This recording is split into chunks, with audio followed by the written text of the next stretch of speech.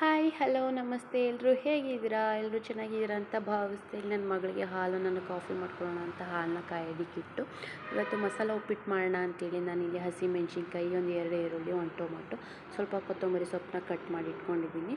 ಇದಕ್ಕೆ ಒಂದು 4 ಲವಂಗ, 2 ಪೀಸಷ್ಟು ಚಕ್ಕೆ, ಒಂದು ಏಲಕ್ಕಿ, ಒಂದು ಪಲಾವ್ ಎಲೆನ ನಾನಿಲ್ಲಿ ಒಂದು ಪ್ಲೇಟ್ಗೆ ಹಾಕಿ ಇಟ್ಕೊಂಡಿದ್ದೀನಿ.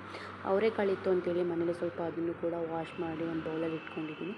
ಮನೆಯಲ್ಲಿ ಕ್ಯಾರೆಟು, ಬೀನ್ಸು, ಆಲೂಗೆಡ್ಡೆ, ಕ್ಯಾಪ್ಸಿಕಮ್ ಇತ್ತು ಅಂತೇಳಿ ಅದನ್ನು ಸಣ್ಣದಾಗಿ ಹಚ್ಚಿ ತೊಳೆದು ಅದನ್ನು ಇಟ್ಕೊಂಡಿದ್ದೀನಿ. ನಾನು 3 ಜನಕ್ಕಾಗೋಷ್ಟು ತಿಂಡಿನ ಪ್ರಿಪೇರ್ ಮಾಡ್ತಾ ಇರೋದ್ರಿಂದ ಒಂದು 250 ಗ್ರಾಮ್ ಅಷ್ಟು ಮೀಡಿಯಮ್ ರವೆನ ಇಲ್ಲಿ ಹುರಿದು ಸಪ್ರೇಟ್ ಇಟ್ಕೊಂಡೆ.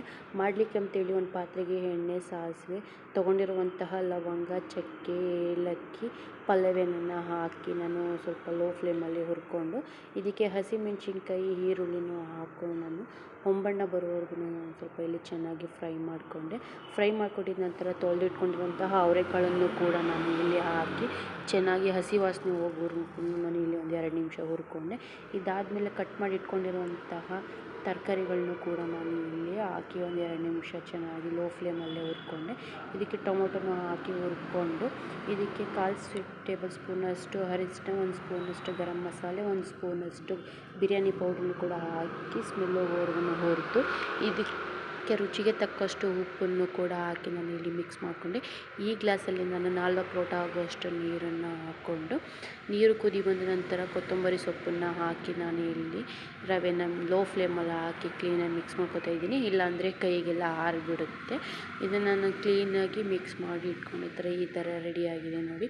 ನೆಕ್ಸ್ಟು ಆಫೀಸ್ಗೆ ಹೋಗೋಣ ಅಂತೇಳಿ ನಾನು ಇಲ್ಲೇ ಒಂದು ಕೋಲ್ಡ್ ವಾಟರಲ್ಲಿ ಒಂದು 5 ನಿಮಿಷ ಡಿಪ್ ಮಾಡಿ ನಾನು ಕೂಡ ಆಫೀಸಿಗೆ ರೆಡಿಯಾಗಿ ಬಂದು ತಿಂಡಿ ತಿನ್ನೋಣ ಅಂತೇಳಿ ತಿಂಡಿನ ಹಾಕ್ಕೊಂಡು ನನ್ನ ಮಗಳು ಪೇರೆಂಟ್ ಟೀಚರ್ಸ್ ಮೀಟಿಂಗ್ ಇತ್ತು ಅಂತೇಳಿ ಇವತ್ತು ನಾನು ಸ್ಕೂಲಿಗೆ ಹೋಗಿದ್ದೆ. ಇದು ಅವಳ ರಿಪೋರ್ಟ್ ಆಗಿದೆ.